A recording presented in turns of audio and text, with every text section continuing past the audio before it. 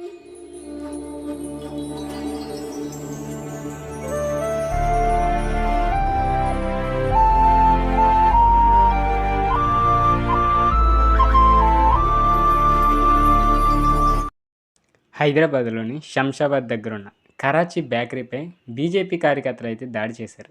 ఇది ఎప్పుడు జరిగిందంటే శనివారం మే 10వ తేదీ మధ్యాహ్నం ఈ సంఘటన అయితే జరిగింది. సో ఇక్కడ శంషాబాద్ విమానాశ్రయ పోలీస్ స్టేషన్ ఇన్స్పెక్టర్ బాలరాజ్ గారు అయితే రీసెంట్గా ఒక ఇంటర్వ్యూలో అయితే చెప్పారు.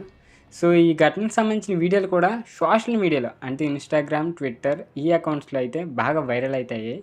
వాటిలో సుమారు 10 నుంచి 15 మంది అంటే కాషాయం జెండాలు కప్పుకొని భారత్ మాతాకి జై అంటూ నినాదాలు చేస్తూ కరాచీ బేకరీ బోర్డు పగలగొట్టుతూ ప్రయత్నించినట్లయితే మనకి క్లియర్గా మనకి దాంట్లో అర్థమవుతుంది. ఈ కరాచీ బేకరీ సిబ్బందితో ఆ బేకరీ మెట్ల మీద పాకిస్తాన్ జెండా స్టిక్కర్లను అతికించేసి వాటిని కాలుతో తొక్కుతున్న దృశ్యాలు కూడా మనకు కనిపించినాయి. సో ఈ సంఘటన కూడా కేసు అయితే నమోదు చేశారు. సో అసలు ఇది ఎందుకు జరిగింది ఏంటి ఈరోజు వీడియోలో మొత్తం తెలుసుకుందాం. ఇదే మొదటిసారి కరాచీ బేకరీపై దాడి జరగడం. సో ఇలాంటివన్నీ తెలుసుకునే ముందు కొత్తవారు మన ఛానల్ చూస్తే తప్పకుండా ఇంట్రెస్టింగ్ ఫ్యాక్ట్స్ అండ్ స్టోరీస్ కోసం మన ఛానల్ తప్పకుండా సబ్స్క్రైబ్ అయితే చేసుకోండి. ఇక టాపిక్లోకి వెళ్ళిపోదాం. ఇదేం మొదటిసారి కాదు కరాచీ బేకరీపై దాడి జరగడం. సో గతంలో పుల్వామా అటాక్ మీకు తెలిసే ఉంటుంది. ఆ సమయంలో కూడా కొందరు వ్యక్తులు హైదరాబాద్లోని కరాచీ బేకరీ వద్ద ఆందోళన చేయడం అండ్ బోర్డు కవర్ చేసే ప్రయత్నాలు చేయడం వంటివి కూడా చాలా జరిగాయి. సో తాజాగా మరోసారి ఈ పహల్గామ్ దాడి ఈ నేపథ్యంలో కూడా ఈ ఆందోళన అయితే స్టార్ట్ అయ్యాయి. ఈసారి విశాఖపట్నం కేంద్రంగా జన జాగరణ సమితి అనే సంస్థ మే 5న విశాఖ వెంకోజీపాలెం పెట్రోల్ బంక్ దగ్గర కరాచీ బేకరీ వద్ద ఆందోళన చేపట్టింది.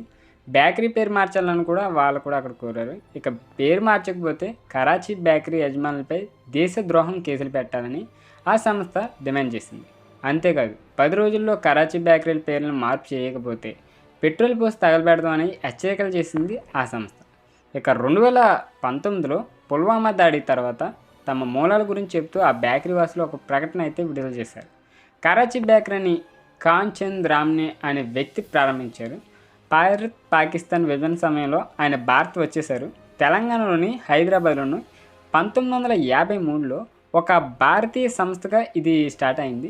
ఆ తర్వాత దేశమంతా ఎదిగింది. కరాచీ బేకరీ అచ్చమైన భారతీయ సంస్థ. దీనిపై అపోహలకు తావులేదు అని ఈ సంస్థ అయితే ప్రకటించింది.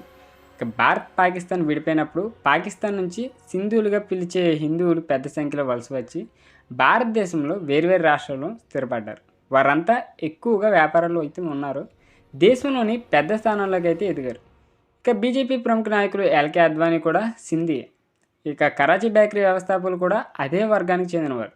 న్యాయవాది రామ్ జెఠ్మలానీ, నటి తమన్నా, కేరా అద్వానీ, వ్యాపారవేత్త హిందూజా గ్రూప్కి చెందిన గోపీచంద్ హిందూజా వీరంతా సింధులే. సో హైదరాబాద్లో వీరి పేరుతో ఒక కాలనీ కూడా ఉంది.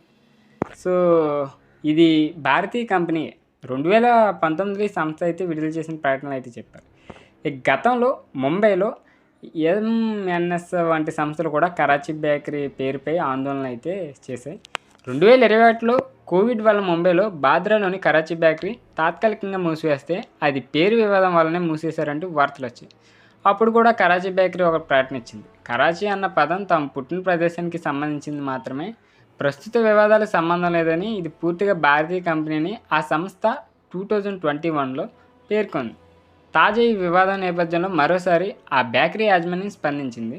సో వాళ్ళ తాతగారు ఈ బేకరీ పెట్టారంట. ఆయన పాకిస్తాన్ నుంచి వచ్చారు. అక్కడ నుంచి వచ్చినప్పుడు పేరు మాత్రమే తెచ్చుకున్నారు. ఆ ప్రేమతో పెట్టారు. మేమంతా పూర్తి భారతీయులను, ఈ పేరు కూడా మార్చకుండా ఉండడంలో మాకు మద్దతు ఇవ్వాలని అయితే తెలంగాణ పోలీసులు ప్రభుత్వాన్ని కోరుతున్నామని మే 8న పీటీఐతో చెప్పారు. ఈ సంస్థ ప్రస్తుత యజమాని రాజేష్ రామ్ని ఆయన కుటుంబ సభ్యులు. కరాచీ బేకరీ పేరు వివాదంపై సోషల్ మీడియా సంస్థకు బాగా మద్దతు వస్తుంది. చాలా కొద్ది మంది మాత్రమే పేరు మార్చి కోరుతుండగా మెజార్టీ అయితే మద్దతు ఇస్తున్నారు. అండ్ బీజేపీకి సంబంధం లేదు ఆ పార్టీ అధికార ప్రతినిధి అయితే అంటున్నారు. అది ఎవరైనా అపోహలతో చేసి ఉండవచ్చు. బీజేపీకి సంబంధం లేదు, దాడి చేసిన వారెవరో కూడా తెలియదు అంటున్నారు. మరి సో కరాచీ అనగానే పాకిస్తాన్ అనే అనుమానం చాలామందికి వచ్చి ఎమోషన్స్ పెరిగి సమాచారం లేని వారు కొందరు ఆవేశపడుతున్నారు. అటువంటి ఎమోషన్స్ని కొందరు వాడుకుంటున్నారు. అటువంటి చర్యలను సమర్థించడం ఖండిస్తామని చెప్తున్నారు. కరాచీ బేకరీ హైదరాబాద్ది, సింధీలది. అండ్ వారు నిజంగా బీజేపీ వారా ఎవరు ఇది చేశారన్నది ఇంకా తెలియదు. కానీ ఈ సందర్భంలో ఎమోషన్ కంటే యూనిటీ ముఖ్యం అని కొంతమంది అయితే ప్రతినిధులు కూడా ఈ మీడియాలో అయితే చెప్తున్నారు. సో ఇది గైస్ అసలు కరాచీ బేకరీ ఇష్యూ అయితే. వీడియో నచ్చితే తప్పకుండా లైక్ చేయండి. ఇలాంటి ఇంట్రెస్టింగ్ స్టోరీస్ కోసం మన ఛానల్ తప్పకుండా సబ్స్క్రైబ్ అయితే చేసుకోండి.